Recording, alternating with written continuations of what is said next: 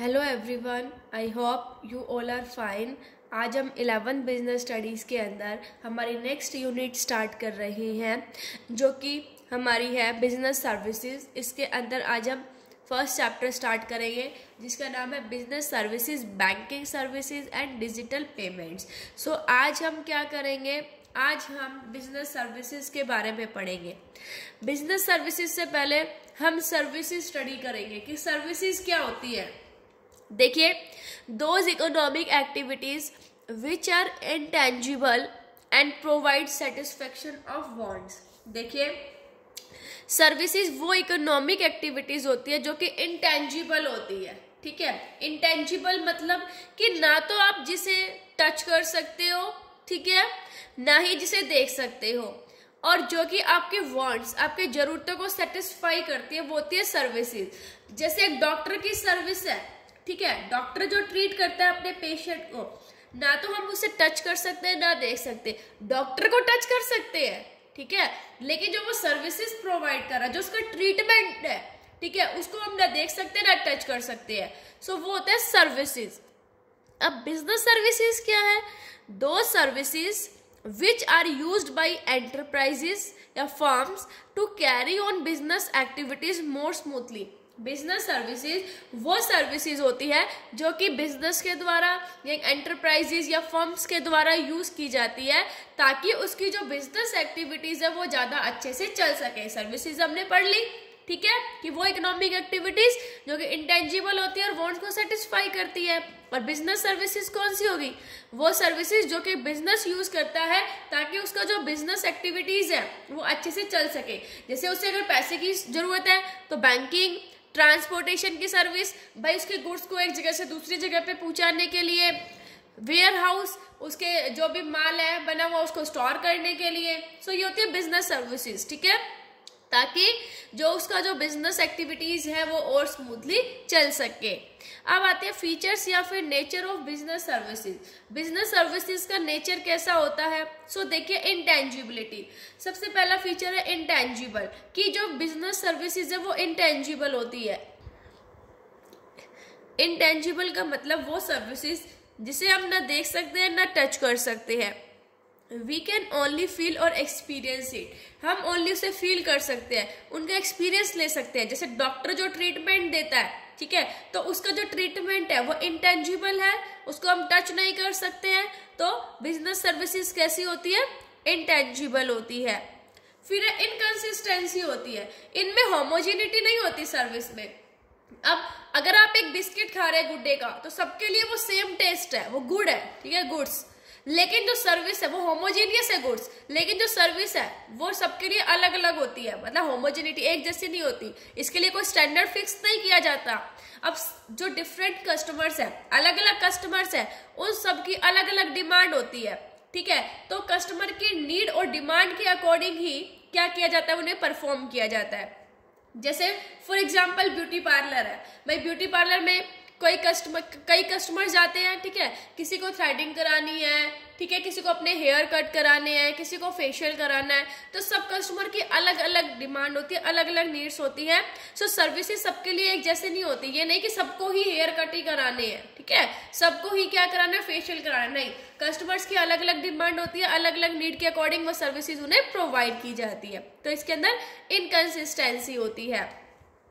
फिर अगर हम बात करें नेक्स्ट कि इन्वेंट्री लेस, देखिए क्या कहता है कि जो सर्विसेज है, ठीक है, हम उनको स्टॉक करके नहीं रख सकते। देखिए, we can not maintain stock और inventory of services for future use और performed earlier to be consumed at a later date. देखिए, जो सर्विसेज है उन्हें हम क्या नहीं रख सकते, स्टॉक करके नहीं रख सकते। ये नहीं कि आज हमें जरूरत नहीं तो हम फ्यूचर में उसका यूज कर लेंगे, नहीं, ठीक है, उसको हम क्या नहीं कर सकते हैं, मतलब उसको हम स्टॉक करके नहीं रख सकते हैं। सर्विसेज जो है वो एट ए टाइम यूज की जाती है। अब मान लीजिए कि डिमांड कम है, डिमांड कम होने की वजह से जो होटल और जो एयरलाइंस है, ठीक है, जो सर्विसेज है वो क्या है, मतलब अंडर यूटिलाइज्ड है, अभी तक उनका यूटिलाइजेशन नहीं हुआ है पूरे का पूरा, मतलब क्या पड़ेगा, खाली है। लेकिन क्या हम उसको स्टॉक करके रख सकते हैं कि फ्यूचर में जब डिमांड होगी ना, मतलब लोग जब घूमने आएंगे, टूरिस्ट होगा, ठीक है, तो हम उनको ज्यादा प्रोवाइड कर देंगे? ऐसा तो नहीं हो सकता ना। जब सर्विसेज कैसे चलती है, लगातार चलते, जैसे वो प्रोड्यूस होंगी वैसे कंजप्शन होता रहता है सर्विसेज का। भाई अब मान लीजिए लोग कहीं घूमने नहीं जा रहे, तो जो होटल्स वगैरह खाली पड़े हैं, तो क्या उनके जो होटल के ओनर है वो ये सोच रहे कि जब टूरिज्म होगा तो हम क्या कर लेंगे, मतलब अभी स्टॉक करके रख लेते हैं और बाद में उनको प्रोवाइड कर देंगे? ऐसा नहीं होता है, ठीक है। फिर है इंसेपरेबिलिटी। जो सर्विस है वो इनसेपरेबल होती है, मतलब उनका जो प्रोडक्शन और कंजप्शन जो है वो दोनों साथ साथ चलता है, ठीक है। जैसे ही वो प्रोड्यूस हुई वैसे कंजप्शन हुआ।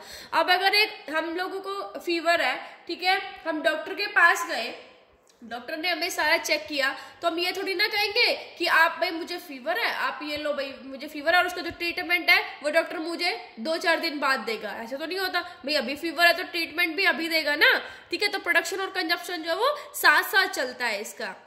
फिर है इन्वॉल्वमेंट या कस्टमर पार्टिसिपेशन। सर्विसेज में कस्टमर का पार्टिसिपेशन होना बहुत ज्यादा जरूरी है, ठीक है। अगर कस्टमर का पार्टिसिपेशन नहीं होगा तो सर्विसेज की क्या वो है। अब a customer can get the service modify according to the specific requirement. एक जो कस्टमर है वो सर्विसेज को अपनी रिक्वायरमेंट के अकॉर्डिंग क्या कर सकता है, मॉडिफाई कर सकता है। देखिए पहला क्या कि कस्टमर का पार्टिसिपेशन जो है वो बहुत जरूरी है। अब एक बस खड़ी है, ठीक है, जाने के लिए बस रेडी है, तो बेटा बस थोड़ी ना आपका वेट करेगी, ठीक है। आप उसके अंदर जब तक पार्टिसिपेट नहीं करोगे, आपको पता है आपको जाना है, तो आप जाके बैठोगे जब भी तो चलेगी ही बस, मतलब बस आपका वेट नहीं करेगी, आपको खुद जाना पड़ेगा। आपका पार्टिसिपेशन जरूरी है सर्विसेज के लिए, ठीक है। तो ये कहता है कि पार्टिसिपेशन होना बहुत जरूरी है कस्टमर का। जब सर्विसेज दी जाती है तो उसके अंदर कस्टमर का पार्टिसिपेशन बहुत जरूरी है। एक कस्टमर जो है वो सर्विसेज को मॉडिफाई भी करवा सकता है अपने रिक्वायरमेंट के अकॉर्डिंग। आप ब्यूटी पार्लर गए, आपको हेयर कट कराना, हेयर कट करा ले, ठीक है। हेयर कट नहीं कराना आपको, तो नहीं मुझे थ्रेडिंग भी करानी है, तो अपनी जो ये हम कहते हैं जरूरतों के अकॉर्डिंग आप सर्विसेज को मॉडिफाई करवा सकते हैं। सो ये उसके फीचर्स है। अब आते हैं बिजनेस सर्विसेज के टाइप्स, कि जो बिजनेस सर्विसेज है उसके टाइप्स। तो बिजनेस सर्विसेज 5 टाइप्स की होती है। सबसे पहले हमारा बैंकिंग सर्विसेज। देखिए बैंकिंग सर्विसेज क्या होती है। Banking services are those services which facilitate to provide finance to the business in any form.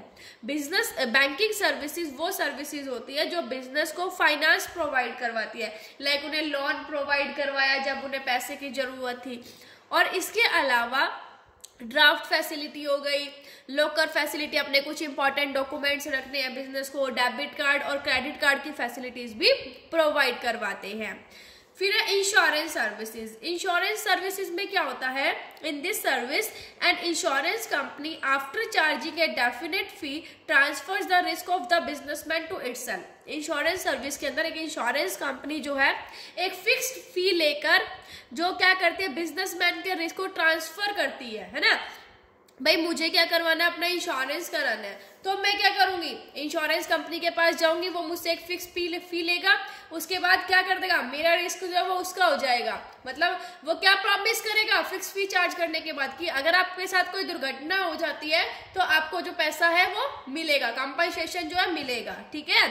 So insurance services होते हैं। इंश्योरेंस सर्विसेज 2 टाइप की होती है, लाइफ इंश्योरेंस और जनरल इंश्योरेंस। लाइफ इंश्योरेंस में इन्वेस्टमेंट और सिक्योरिटी दोनों होती है, कि अगर कोई दुर्घटना हो जाएगी तो भी हमें पैसा मिलेगा, अगर नहीं होती है देखो दुर्घटना कुछ नहीं होती है या फिर हमारी मैच्योरिटी डेट आ जाती है, तो जो पहले होगा वो हमें मिलेगा, ठीक है। मान लीजिए कि मैंने 2 इयर्स का इंश्योरेंस करवाया, अब 2 इयर्स के अंदर मुझे कुछ नहीं होता है, तो 2 इयर्स के बाद मैच्योरिटी जब डेट आएगी तो वो मुझे क्या मिलेगा, मेरा पैसा वापस मिलेगा, क्योंकि उसके अंदर इन्वेस्टमेंट भी होता है।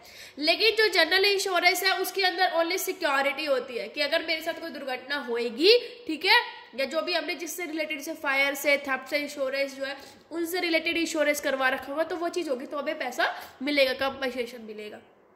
फिर नेक्स्ट हमारी आती है transport service.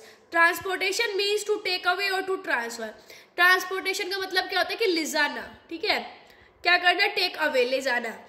In this way transportation is mainly used in the business to take raw material, finish goods, human resources etcetera from one place to another. तो जो ट्रांसपोर्टेशन है वो बिजनेस में कैसे हेल्प करता है, raw material, finish goods, human resource को एक जगह से दूसरी जगह ले जाने में। वेयर हाउसिंग का मतलब क्या होता है कि मटेरियल को स्टॉक करके रखना, स्टोर करना, ठीक है। अब चीज़ों का प्रोडक्शन का टाइम और यूटिलाइजेशन का टाइम अलग अलग होता है। चीनी पूरे साल यूज़ की जाती है, लेकिन प्रोडक्शन जो है उसका वो नवंबर से मार्च में होता है, क्योंकि गन्ने का प्रोडक्शन उस मंथ में होता है। सो गन्ना जब बनता है तो उससे चीनी बना के रख ली जाती है। अब उनको स्टोर करने के लिए किसकी जरूरत पड़ती है, वेयर हाउस की, ठीक है। तो ये जो प्रॉब्लम है जो स्टोर करने की कि प्रोडक्शन और कंजप्शन में बहुत डिफरेंस होता है टाइम में, तो वो जो बीच का गैप है वो ये जो प्रॉब्लम है वो किसने सॉल्व की, वेयर हाउसिंग ने। कम्युनिकेशन का मतलब क्या होता है कि अपने मैसेज को, आइडियाज़ को एक पीपल से दूसरे में क्या करना, ट्रांसफर करना, मतलब अपने मैसेजेस को एक्सचेंज करना दूसरों के साथ और उनको समझाना, उनको समझ भी आना चाहिए। अब कम्युनिकेशन के थ्रू बिजनेस कैसे हेल्प करता है, मतलब बिजनेस में कैसे हेल्प करता है कम्युनिकेशन।